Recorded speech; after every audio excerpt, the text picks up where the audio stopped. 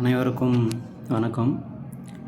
ஒரு 2 நாளாகவே மைண்ட் ரொம்ப அப்செட்டாக இருக்குது.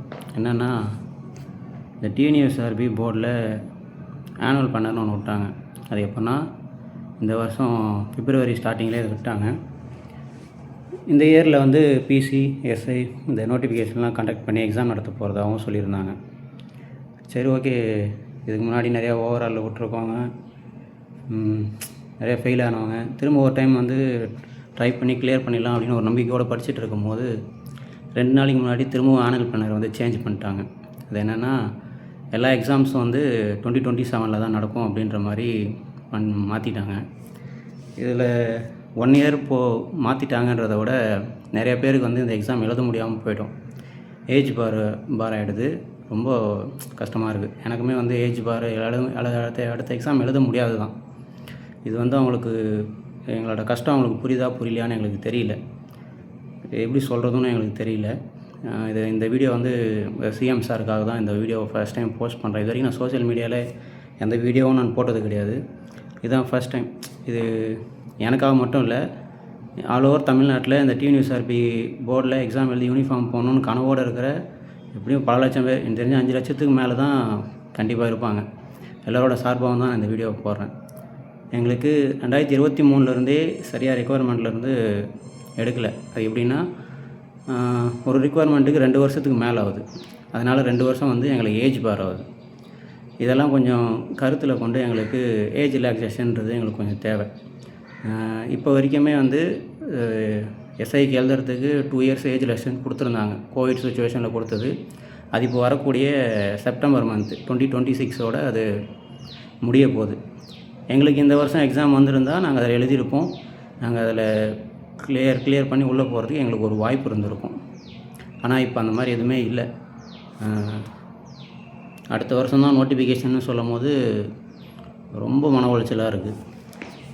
நிறைய பேர் வேலையை விட்டுட்டெல்லாம் இன்ஸ்டியூட்டில் கடன் வாங்கி காசை கட்டியெல்லாம் படிச்சுட்ருக்காங்க. அவங்களாம் இந்த 2 நாளாக நிம்மதியாக தூங்கியிருப்பாங்களான்னு கூட சரியாக தெரியல. பாவம், அவ்வளோ கஷ்டமாக இருக்குது. குரூப்பில் எல்லாருமே 2 நாளாக ரொம்ப கஷ்டமாக இருக்குது அப்படின்னு சொல்லிட்டு ரொம்ப புலம்புறாங்க. இதெல்லாம் எப்படி சொல்கிறதுன்னு தெரியல. விஜய் அண்ணா, உங்கள்கிட்ட தான் ஒரே ஒரு விஷயம் மட்டும் ரிக்வெஸ்ட்டாக தான் வைக்கிறேன். இது டிஎன்யூஎஸ்ஆர்பி போர்டுன்றது உங்கள் மினிஸ்ட்ரிக்கில் தான் வருது. கடந்த 2023 இதில் எவ்வளோ ப்ராப்ளம் இருக்குது, படிக்கக்கூடிய ஸ்டூடெண்ட்ஸ்லாம் எவ்வளோ பிரச்சனையை ஃபேஸ் பண்ணுறாங்க, இதெல்லாம் கொஞ்சம் நீங்கள் இது கொஞ்சம் தெரிஞ்சுக்கோங்க விஜய் அண்ணா. எங்களுக்கு அங்கே பெருசாக எதுவும் கேட்கல. எங்களுக்கு நோட்டிஃபிகேஷன் தள்ளி போகுது. அதுக்கேற்ற மாதிரி எங்களுக்கு ஏஜ் ரிலாக்ஸேஷன் மட்டும் கொஞ்சம் அதிகப்படுத்தி கொடுங்க. எங்களுக்கு அதுவே போதும். நாங்கள் அதை வச்சே நாங்கள் கண்டிப்பாக எங்களோட ட்ரீம் அது யூனிஃபார்ம் போடணும், ஒரு எஸ்ஐ ஆகணும், பிசி ஆகணும் அப்படின்றது எங்களோட மிகப்பெரிய ட்ரீம். அது அந்த கனவே இப்போ மொத்தமாக தவிடுபடி ஆகிற மாதிரி இருக்குது. ரொம்ப ரொம்ப மன உளைச்சலாக இருக்குது. ரொம்ப ரொம்ப கஷ்டமாக இருக்குது. உங்களுக்கு தெரியப்படுத்தணும்னு நினைக்கிறேன். இந்த வீடியோ பார்க்குற எல்லோரும் கொஞ்சம் அதை ஷேர் பண்ணுங்கள். நம்ம சிஎம் சார் அளவுக்கு இந்த வீடியோ பார்க்குற அளவுக்கு கொஞ்சம் போஸ்ட் பண்ணுங்கள். கண்டிப்பாக நமக்கான ஒரு ஜஸ்டிஸ் கிடைக்கும்னு நான் நினைக்கிறேன். Stay positive. நல்லதாகவே நினைங்க. கண்டிப்பாக நம்மளுக்கான ஏஜ் ரிலாக்ஸேஷன்றது நம்மளுக்கு கிடைக்கும். அப்படி இல்லைனாலும் இந்த வருஷம் நடக்கக்கூடிய எக்ஸாம்லாம் கண்டிப்பாக நடத்துகிற அளவுக்கு கொஞ்சம் ஏதாவது ஒரு ஸ்டெப் எடுத்து கொஞ்சம் பண்ணுங்கள்.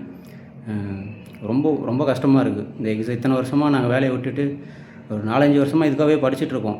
திடீர்னு பார்த்தீங்கன்னா, இப்போது உங்களுக்கெல்லாம் அது கிடையாதுப்பா, நீங்கள் வேறு எங்கன்னா போங்க அப்படின்னாங்களா, ஃபீல்டு அவுட்டு, வேறு வேலைக்கு போக முடியாது. வேறு வேலைக்கு போனாலும் எங்களுக்கு எக்ஸ்பீரியன்ஸ் கிடையாது. 30 ஏஜ் ஆகுது. இப்போ 28, 29 வயசில் இருக்கிறவங்களாம் அடுத்த வருஷம் வரும்போது கூட அவங்களுக்குமே எழுத முடியாது.